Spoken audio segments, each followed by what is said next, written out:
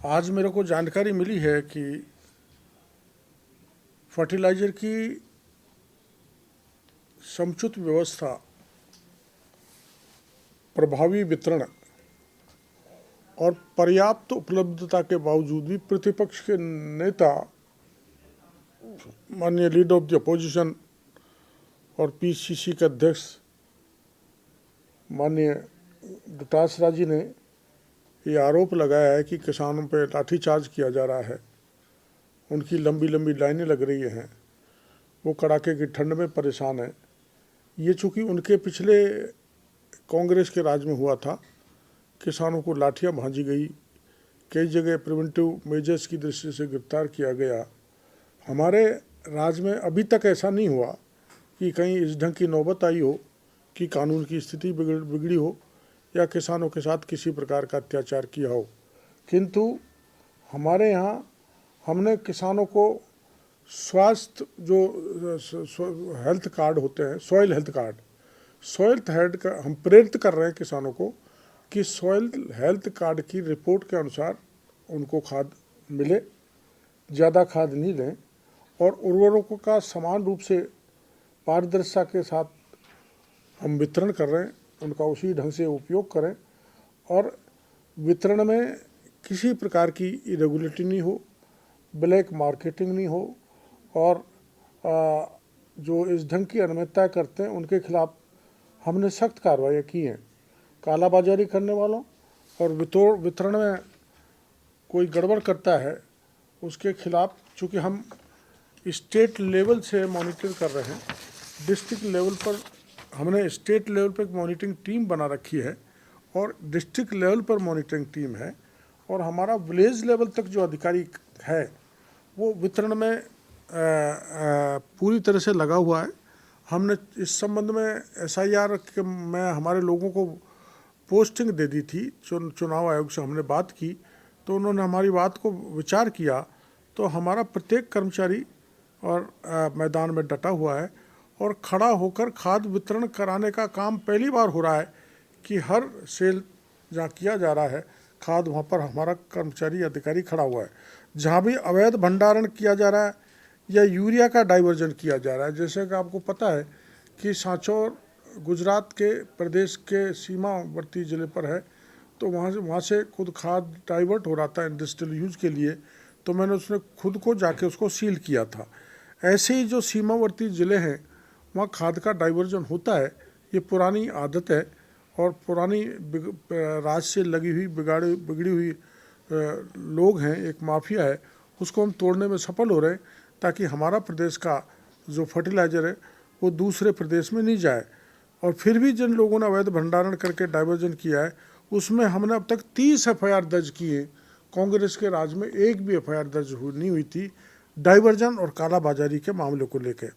2025 अक्टूबर से दिसंबर तक भारत सरकार से हमको 11,34,000 मैट्रिक टन यूरिया आवंटित हुआ था, जो 1 अक्टूबर 2025 को हमारे पास उपलब्ध टोटल स्टॉक है 10,50,000 मैट्रिक टन, यानी मात्र 1 लाख की कमी है, जिसको भी यानी 92.59% उर्वरक हमको भारत सरकार से मिला है और 92% से की जो व्यवस्था हमने विलेज लेवल तक, चाहे वो ग्राम सेवा सहकारी समिति है, चाहे प्राइवेट डीलर है, चाहे KVSS है, चाहे FPO है, चाहे लैंप्स है, वहाँ तक हमने इनको इसको भेजा है।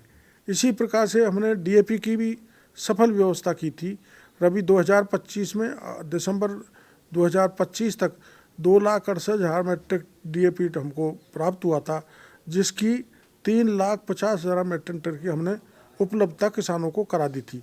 किसी प्रकार की कोई कमी नहीं है और किसी कमार का कोई भीड़ नहीं है। भीड़ है तो इस बात की है कि जैसे हमने यहाँ तक मॉनिटरिंग की है कि किस इलाके में कितने दिन में खाद पहुँचेगा। जिसे माना किसी इलाके में 5 दिन में पहुँचेगा, किसी में 2 दिन में पहुँचेगा, किसी इलाके में 1 दिन में पहुँचेगा, किसी दिन में 4 दिन में पहुँचेगा, तो उस हिसाब से हम एडवांस व्यवस्था रखते हैं कि 2 दिन बाद किसानों के पास यहाँ खाद बीज जाएगा, तो 5 दिन में जहाँ खाद पहुँचेगा उसके बजाय 2 दिन में जा खाद पहुंचाना बहुत ज़रूरी है। यहाँ तक भी मॉनिटरिंग हम कर रहे हैं ताकि किसी प्रकार की समस्या राज्य के किसानों को नहीं हो।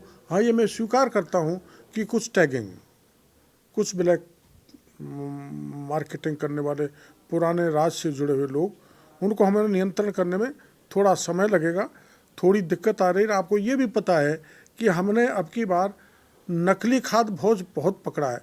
उस नकली खाद के भी कारण भी ये यूरिया की चूँकि हम भरपाई करने में हमको दिक्कत आ रही थी, लेकिन हम कर रहे हैं।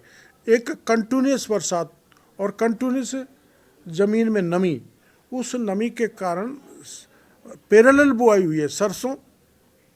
सरसों, गेहूं, चना और जौ जैसी रबी की फसलें कंटिन्यूस बुआई हुई है। इसके कारण किसानों की एक साथ मांग बढ़ी, तो उस कारण से किसान के भी सेंस ऑफ इनसिक्योरिटी पैदा हुआ, जिसने अपने स्तर पर स्टॉक कर लिया। उस स्टॉक के कारण भी ये दिक्कत आ रही है। किसान के द्वारा किया जाने वाला स्टॉक इंडस्ट्रीज़ में डाइवर्जन और थोड़ा जो प्राइवेट डीलर्स हैं उनके द्वारा कुछ अनियमितता की शिकायतें मिली है, जिनके हमने कई के लाइसेंस सस्पेंड किए। आगे भी तैयारी कर रहे हैं, उनके लाइसेंस सस्पेंड करेंगे। और हम ये बड़े विश्वास के साथ कह सकते हैं, मैं कह सकता हूँ आपके सामने कि कृषि के क्षेत्र में अद्वितीय कार्य हुए हैं। नकली खाद पकड़ लेना कोई आसान बात नहीं है, और उसमें 89 FIR दर्ज करा देना, दर्जनों लोगों के लाइसेंस निरस्त कर देना, कई को जेल के शिक्षों में भेज देना, ये कम बात नहीं है। फर्टिलाइज़र पे कड़ी निगरानी, किसान को उत्तम फर्टिलाइज़र मिले, उत्तम बीज मिले। घटिया बीज को भी हमने पकड़ा है, और जो नकली बीज उसको भी हमने पकड़ा है।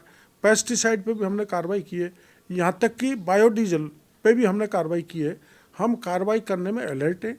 हमारा पूरा विभाग, पूरी मशीनरी, परसों हमारी खुद जो कमिश्नर हैं एग्रीकल्चर की, वो फील्ड में गई हैं खाद की निगरानी करने के लिए। हमारे हेड ऑफ द डिपार्टमेंट सहित जितने भी director, additional director, joint director हैं, वो लगातार फील्ड में घूम के निगरानी कर रहे हैं। तो किसी प्रकार की परेशानी किसानों को नहीं आने दी जाएगी, ये हम कृत संकल्प हैं।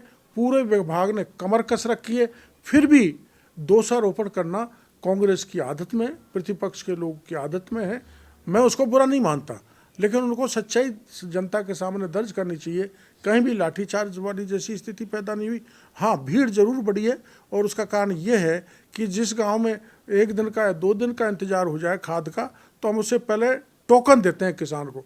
वो अचानक जिनको टोकन तैयार मिल जाता है, वो जब भी वाहन आता है खाद का, तो भीड़ के रूप में इकट्ठा हो जाता है।